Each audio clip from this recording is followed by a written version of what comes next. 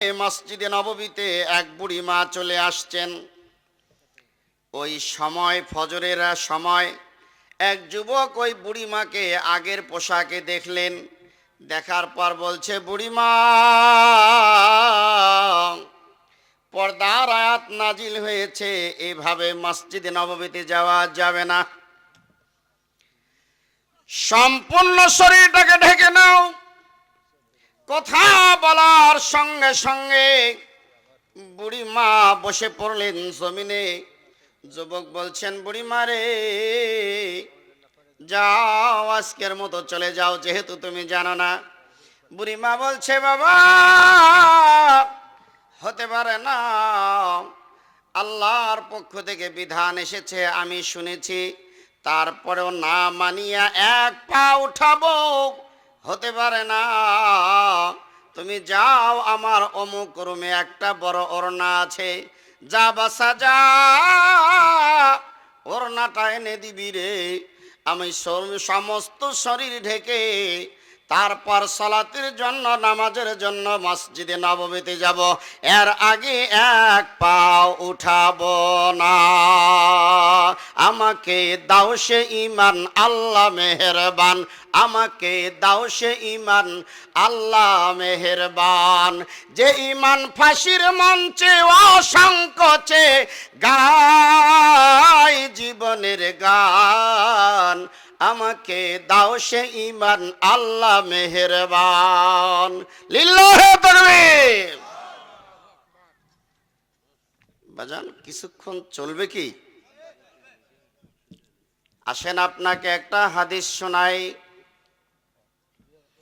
প্রথমে আয়াতের কথা একটু আপনাদেরকে বলি। সূরা কাহাফ নামের একটা সূরা পাবেন, 110 নম্বর একটা আয়াত আপনি পাবেন। শেষের অংশে আল্লাহ বলেন, ফামান কানা ইয়ারজু লিকা রাব্বিহি ফালইআমাল আমালান সালিহা ওয়ালা ইউশরিক বিইবাদাতি রাব্বিহি আহাদা। আল্লাহ বলেন, বান্দারে, তোমরা যারা আমার সঙ্গে দিদার করতে চাও, আমার সঙ্গে তোমরা যারা হাসি মুখে দেখা করতে চাও, তোমাদের কর্মসূচি হলো দুটা। জোরে বলেন, কয়টা? একটু কথা বলেন, ঘুমিয়ে গেলেন? কয়টা কর্মসূচি? ফালইআমাল আমালান সালিহা, তোমরা ভালো কাম করবে, নেক কাজ করবে। 2 নাম্বার, ওয়ালা ইউশরিক বিইবাদাতি রাব্বিহি আহাদা, আল্লাহর সঙ্গে শিরক করা যাবে না। ভালো কাজ আমরা কিভাবে করব একটু শুনুন। আল্লাহর নবীর কাছে এক ব্যক্তি আসলেন। যা ইলা রাসূলিল্লাহি আন্না আরাবিয়ান, যা ইলা রাসূলিল্লাহি সাল্লাল্লাহু আলাইহি ওয়াসাল্লাম। নবীর নাম শুনলে কি বলতে হয়? সাল্লাল্লাহু আলাইহি ওয়াসাল্লাম। আল্লাহর রাসূলের কাছে আসলেন। আসার পর বললেন, ফাকালাতুল্লানি আলা আমালিন ইজা আমিলতুহু দাখালতুল জান্নাহ। আল্লাহর নবী, আপনার কাছে আসলাম, এমন কিছু আমলের কথা বলে দিন, আমি যেন সেই আমলগুলি করে জান্নাতে যেতে পারি। এখানে জাহান্নামে যাওয়ার কেউ আছে? নেই। সবাই জান্নাতে যেতে চাই। জান্নাতি মানুষের কিছু আমল শুনে যান। আল্লাহর নবী বললেন, সাহাবীরে, তা'বুদাল্লাহ ওয়ালা তুশরিকু বিহি শাইআ। জান্নাতে যাওয়ার শখ যেহেতু আছে তোমার, তাহলে মনে রাখো, 1 নাম্বার একটা কাজ তোমাকে বয়কট করতে হবে, তোমার জীবন থেকে শিরককে মুছে ফেলতে হবে। কেননা মান ইউশরিক বিল্লাহি ফাকাদ হারামাল্লাহু আলাইহিল জান্নাহ। কোন ব্যক্তি যদি একবার শিরক করে গো, আল্লাহ পাক তার জন্য জান্নাতকে হারাম করে দেয়। আমরা শিরক করি না। 16ই ডিসেম্বর গেছে না? আছে? চলে গেছে। ফুল দিয়েছেন কারা? কোথায় দিয়েছেন? কাকে দিয়েছেন? বৈশাখ মাসে পাঞ্জাবি আর অন্য মাসে প্যান্ট শার্ট, পয়লা বৈশাখ বাউল সাজে, অন্য মাসে বড় লাট, 21 বাংলা ভাষা, সারা বছর হিন্দি গান, গোটা জীবন বেনামাজি, সবে বরাতে হালুয়া খান। আছে না নাই? সংক্ষেপে আপনাকে কয়েকটা কথা বলি যাই। শিরক খবরদার, শিরকি শব্দ উচ্চারণ করা যাবে না, শিরকি কর্ম করা যাবে না। আল্লাহর নবী বললেন তুকিমুস সালাতাল মাকতুবা, শিরক করবি না রে। 2 নাম্বার, জান্নাতে যেহেতু যাওয়ার বড় শখ, তোকে ফরজ নামাজ পড়তে হবে। নামাজ যেন কোনোভাবে ছুটে না যায়। নামাজ যদি ছুটে যায়, আব্দুল কাদের জিলানী নাম শুনেছেন? গুনিয়াতুত তালিবের মধ্যে তিনি বলছেন লা ইউসাল্লি আলাইহি ওয়া লা ইউদফানু ফি মাকাবিরিল মুসলিমিন, যেই লোকটা সালাত আদায় করবে না, ওর জানাজা চলবে না, মুসলমানদের গোরস্থানেও দাফন করা যাবে না।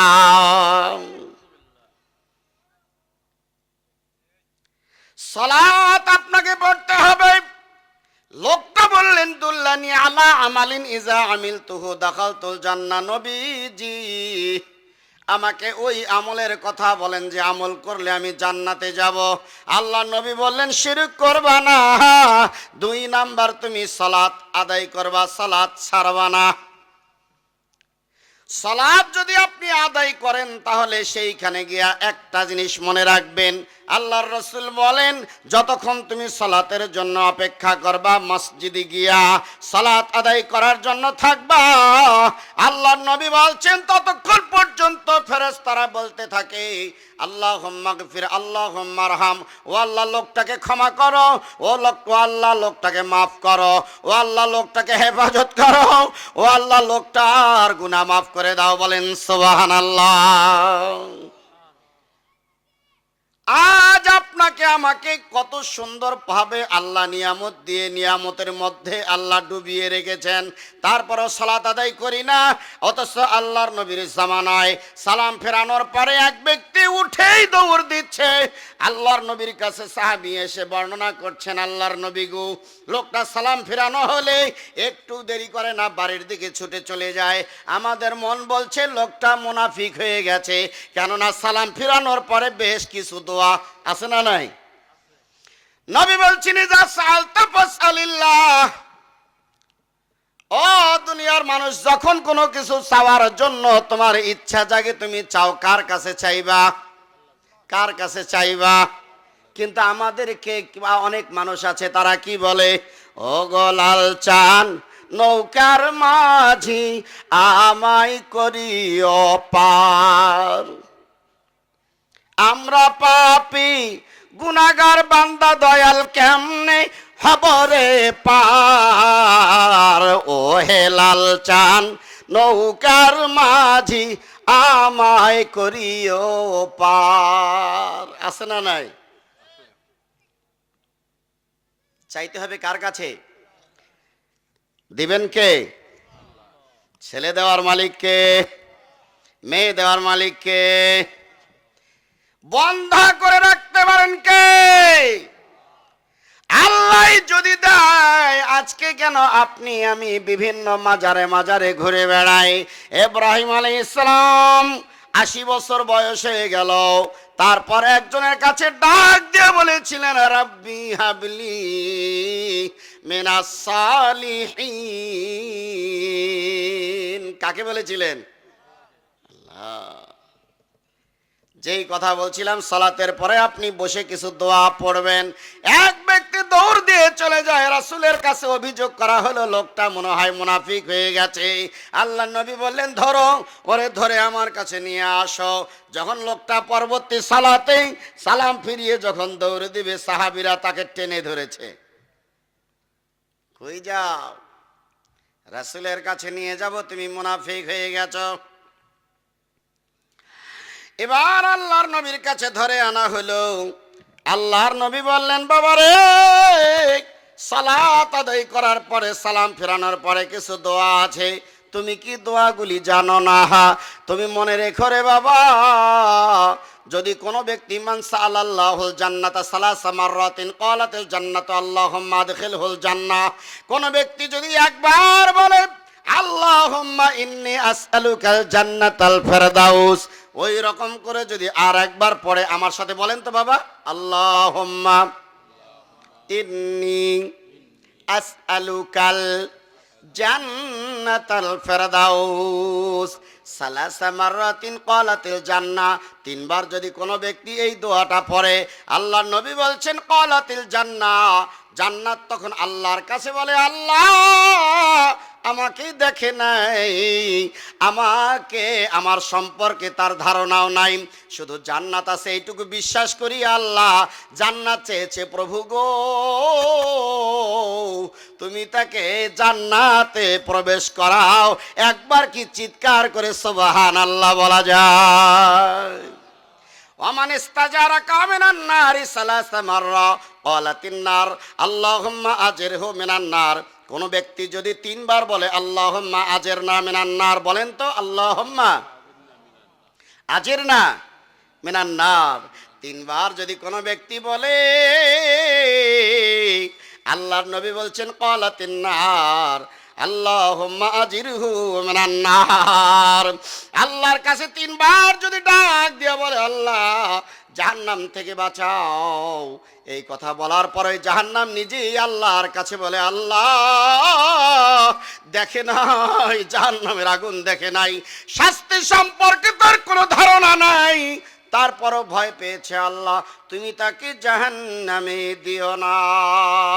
দেখ না মন ঝাঁক মারি এই দুনিয়াদারি, তোর পিছে পিছে ঘুরছে সমান, কোন দিন হাতে দিবে